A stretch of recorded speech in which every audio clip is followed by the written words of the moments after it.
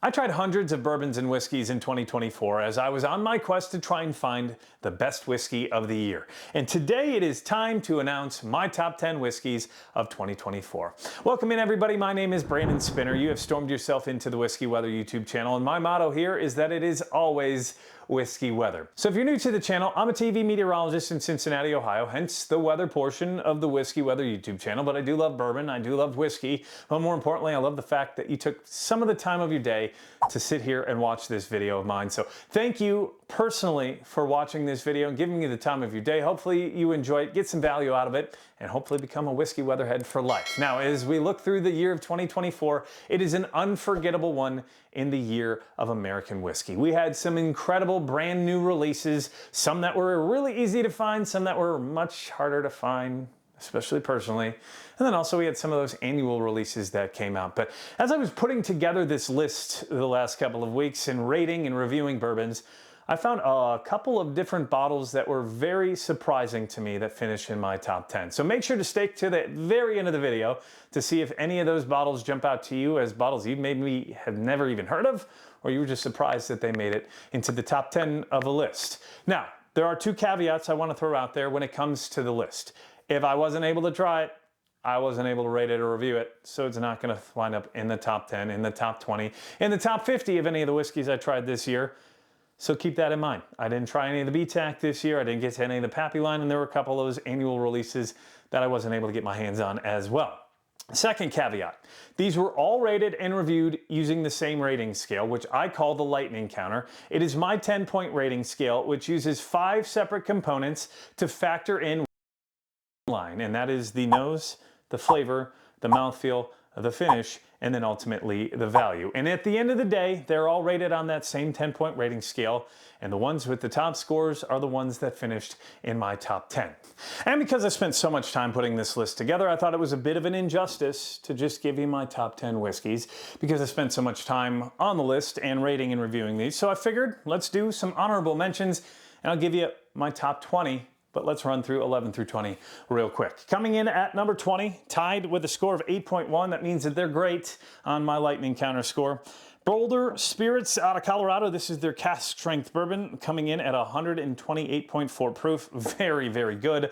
Underrated, maybe not too well known about. And then Jimmy Red Corn, aged 7-year wheat whiskey. This is from Highwire Distilling Company out of South Carolina. Shout out to my guy Sean, who grabbed me one down at Southern Spirits. Great liquor store if you're ever down in South Carolina. 19 is Old Overholt, the 11-year-old cask strength straight rye whiskey. Again, 11 years old, coming from Jim Beam.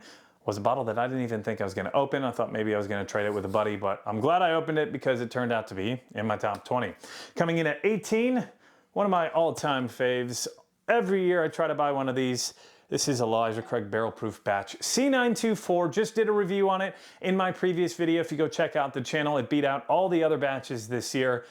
Every year I look forward to the C batch of the Elijah Craig Barrel Proof, and again, 2024, not a disappointment, finishing there at number 18. Now, number 17, not a bottle that I do own. I was able to try it though, rate it and review it, and that is the 2024 Four Roses limited edition. Big shout out to my guy, the Dram Daddy on Instagram. His name's John. He had me over a couple of weeks ago to give it a go. Fantastic stuff. If you're able to find one, I would grab one. Coming in, so that was 17. Here at 16, Hard Truths Rye, and this is the Distiller's Reserve, finished in cognac, Sauternes, PX Sherry, and brandy casks. One of the best ryes that I tried this year. If you can get your hands on something from Hard Truth, they do not miss on their rye whiskey. So that's 16. At 15, we've got another bottle coming from Boulder Spirits out of Colorado, and that is their Leave No Trace American Single Malt. You may say, not a huge single malt fan. Congratulations to all those who are ASM fans because of the new ratification of ASM, but this was one that started to make me change my mind about American single malts, especially peated whiskey. There's some peat to this, but it's not overpowering, very delicious. Coming in at 14, another one of my favorite distilleries. They've been great to me, and they're putting out amazing stuff, and that is Barrel Craft Spirits. This is their bourbon ice wine finish cask finishing series. Very, very delicious. Has a little bit of a dessert feel to it, but if you can find one, grab one. Number 13 on the list, not a bottle I have. Again, a bottle that I was able to try with my boy John, the Dram Daddy, the Rare Character Limited Release Batch 01 Bourbon this year. Oh, buddy. The folks over at Rare Character, Pablo and the folks over there, crushing it. If you get to find that, that's the bottle with the llama on it and the red wax. It's incredible. Coming in at number 12 is a distillery some of you probably haven't even heard of. Some have. It's a regional distillery. It's called Journeyman Distillery. They are out of, well, they're out of Southwest Michigan, but also they are in Valparaiso, Indiana. Ironically, they built a distillery just down the street from where I went to college. And over near the folks at SLB, they put out this rye whiskey, a 2-term rye whiskey that was absolutely delicious this year, and that comes in at number 12. Now, before we jump into the top 10, do want to ask you, if you haven't already hit that subscribe button below, smash that. Just hit 6,000 subscribers this past weekend. Big milestone for me. And my goal as we head on into 2025 is to try to make it to 15,000 by the end of the year. Hope you've enjoyed the top 20 so far, and we're going to jump right into the top 10 right now. But you may be saying, Brandon, how are we jumping into the top 10? You only went through 12. That's because bottles 10 and 11 both tied for me. And I didn't know how to rank them or change them. So I just said, let's go with 2 number 10s this year. And coming in at a tie for number 10 are 2 whiskeys that are way different. I'm gonna say we're gonna go with this first. This is probably the longest named whiskey you have ever heard of. This is Cedar Ridge's The Quintessential American Single Malt Special Release, the Untitled Cigar Malt Project. Comes in at 114.9 proof. This was their 2024 release, coming from Cedar Ridge, Iowa. They outsell Jim Beam in Iowa for all of their whiskey. That's just showing you how impressive they are. But this has a ton of amazing notes. There's smokiness to it. It does have some peatiness to it, but as I mentioned with the Boulder bottle, this bottle blows your mind away if you're not a fan of peat. Now, there still is some peat there, but there's a ton of other flavors. I got fig, I got dark fruits, plum, chocolate, just a bunch of that with the dark oak, smoky, fantastic, and it deserves a spot in my top 10. And that came tied with another bottle that I've done some reviews on, and I personally think that this might be the best valued bourbon of 2024, and that is Wild Turkey's 70th anniversary, Jimmy Russell, 8-year-old Wild Turkey 101. Classic bourbon notes, they hit it. It's way better than the regular 101 releases to me. 8 years old. It's got some funk to the nose, which I love from Wild Turkey. Very delicious and affordable if you can find it at $50. I got mine at Costco for like $46.99, and I did give one away to my Patreon members here earlier this year.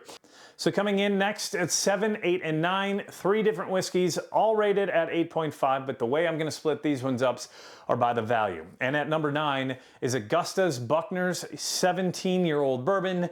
Now in 2023, they made waves in the whiskey world, being rated the top bourbon in the world with their Augusta's Buckner's 13-year, which came in with an MSRP of $200. This year, the value score on the 17-year, I had to knock it down a bit, 1.2.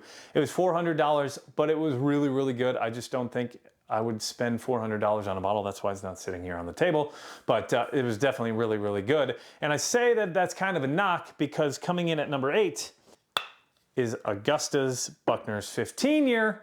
We'll just call it the little brother of the 17-year, but this is a little more palatable on the price. $300 for this bottle. I'm a huge fan of Augusta Distillery, and if you are new to the channel, I will direct you to the documentary that I was able to shoot about Augusta Distillery. In my entire career, that's one of the things I'm most proud of producing and putting together. So if you're a fan of Augusta or you want to learn more about Augusta, go check out that video here on my profile.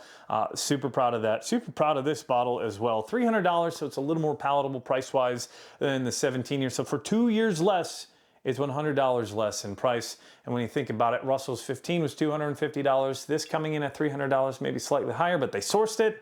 They also bottled it as a single barrel at cask strength, 135 proof.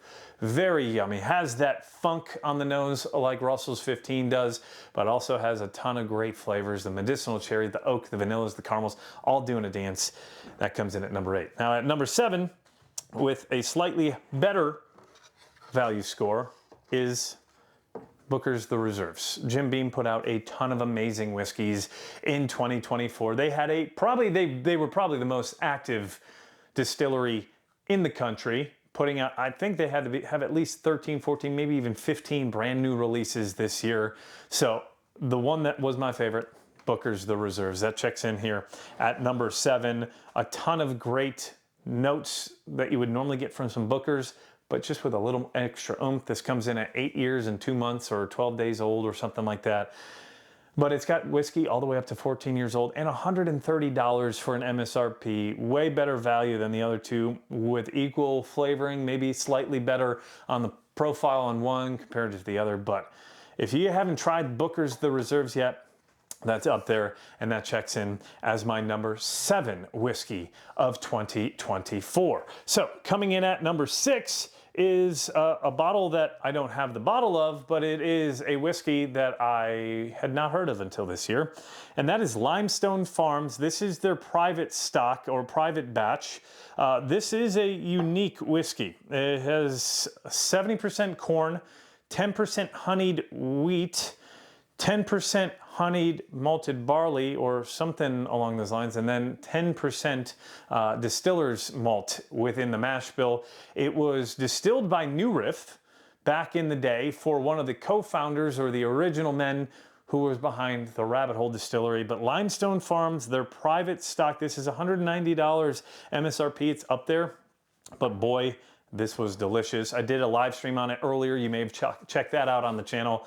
But they are out of Georgetown, Kentucky, just to the north of Lexington. One of their stories, and again, this is not Limestone Distillery or the one that you would think of when it comes to Yellowstone. This is Limestone Farms, whole different distillery altogether. They're actually part of the founders, or at least part of the partners who own this and operate it. Number 1 NFL draft pick from 1999. Quarterback Tim Couch, UK grad, UK Hall of Fame, but I was very, very impressed. This is one of those bottles that I was like, oh wow, this is gonna make my top 10 whiskey of 2024. Yes, very delicious. If you can find a sample of it, I would definitely sample it before you buy the bottle, but at $190, it's getting to that select tier where it's quite up there price-wise, but very, very good. Now we've made it to the top 5, and these are my favorite whiskeys of the year. They're not all bourbons, which is not something I probably would have been able to say for myself a few years ago. But coming in at number 5, we get to Michter's 10-year-old bourbon. This is their barrel number 24-50731. I got this earlier this year. It's been a bottle that I've been trying to hunt for years. Finally got my hands on one. I was not disappointed. I think it's also the lowest proof bottle up here. This is 101, yeah. This comes in at a proof point of 94.4. Super delicious, a ton of the medicinal cherry, the notes there that just dance on your tongue. And for a 94 proof bourbon, the mouthfeel was great. The flavors were there, especially when you get down there. A lot of people start to think it's getting watered down, but overall, fabulous. Coming in at number 4, another distillery that some of you probably haven't heard of. They're actually in the top 10 for distilleries in production across the country. And they're an Ohio distillery, and that is Middle West Spirits Straight Rye Whiskey, cask strength whiskey. This comes in at 125.3. What I love about this is they use pumpernickel rye, dark pumpernickel rye, which gives it a whole new flavor. There's the bourbon cherries to it, but also you get some of the rye spice. Uber great. This one is extremely affordable as well, which is what makes it so much better for being able to pump out the price of $65 for a cask strength. This is 5 years old. The value there is great. It drinks up there with some of the best ryes that I have ever had, and it's not finished, which is another thing. Just dark pumpernickel, which is fantastic. We've now made it to the top 3. And when it came to the top 3, there were some bottles out there in my mind that I thought, were going to be the best. And then also there were a couple that snuck in, like I mentioned, with the Middle West and the Limestone Farm. This was not one that I thought was going to be in the top 3 of my bourbons or whiskeys of 2024. But boy, it did, and it has impressed me every time I go back to it. And that is Penelope's Private Select Estate Collection batch. This is their 9-year-old. Comes in with a proof point of 101.2. Very delicious. The Penelope folks owned now by MGP, so you know what they're doing is they're getting MGP's best whiskey, their best bourbons, and this, to me, one of the best bourbons of 2024, comes in at number 3. It's got some of those classic bourbon notes, that MGP, but the best MGP out there, right? So go give these guys a check them out. This is a 74% corn, 20% rye, 1% wheat, and 5% malted barley blend. I did do a review of that as well just a few weeks ago, so if you want to check out the full review, check that on the top right. Coming in at number 2, the penultimate bottle and whiskey of 2024 for me, the Old Fitzgerald VVS 13-year-old bottled and bond. Now I will say, when I first popped this open and poured it, the nose to me was a little ethanol-y, had a little bit of that, I'd say nail polish ethanol to it. Was a little nervous because I bought 2 of them and at $230 a pop, not cheap. But the more I let it open up, the more I let it sit, incredible flavors. Had some raspberries on the nose, had some honey come through. Just, when I think of Old Fitzgerald, this is what I want every Old Fitzgerald to be like. It's a 25-year-old ago distillate in 1999. It's only 13 years old though, because they did put it into some holding tanks. I went more into it in the full bourbon review there earlier on this year, but that checks in as my number 2 whiskey of 2024. And before we jump in to the final whiskey of 2024, my top bourbon, my top whiskey of the year, I do want to give a shout out to all my amazing Patreon members who have been with me and have supported me since the beginning. Charlie Carey, you're going to get the biggest shout out because you were the first paying Patreon member of the Whiskey Weather YouTube channel, but I've got a ton of amazing patrons and YouTube members, which you can see right there on the right side of your screen. And you can become one too as well if you'd like. I've got the link to become a Patreon member or a YouTube member in the links below. I do bottle giveaways every month. I do merch giveaways to you after 4 months of subscribing. And also, you guys get the first go at any of the Whiskey Weather barrel picks, and I've got several on the way for 2025 that I am excited about. So if you haven't done so already and you want to be part of the Whiskey Weather Stormfront, which is what I call all my supporters, make sure you go check out that link in the comment section as well as in the description below to come and join the Stormfront, because I've got a lot planned in 2025 and I hope that you'll be on the ride, or maybe be the wind in my sails. Weather pun. So, that was quite loud.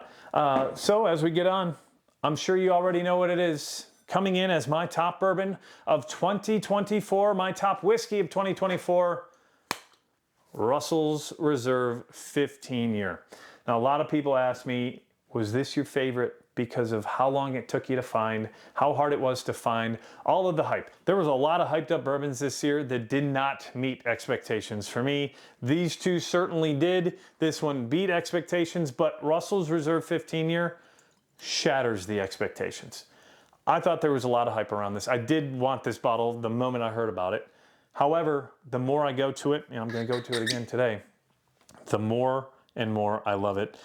That medicinal cherry, there's that funk from Wild Turkey. Oh, that caramel, the oak. For 15 years, you're not over oaked. This is just one of those that if you can afford $250 for a bottle, this is one that you should not pass up, in my mind. An amazing whiskey. Fantastic stuff coming from the folks over at Wild Turkey. Every time. Every time. So there you have it.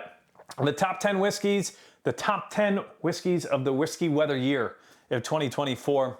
Thank you for giving me the last 25 to 30 minutes of your time today. I do know that this was a longer video, but I did want to show you the process that everything went through.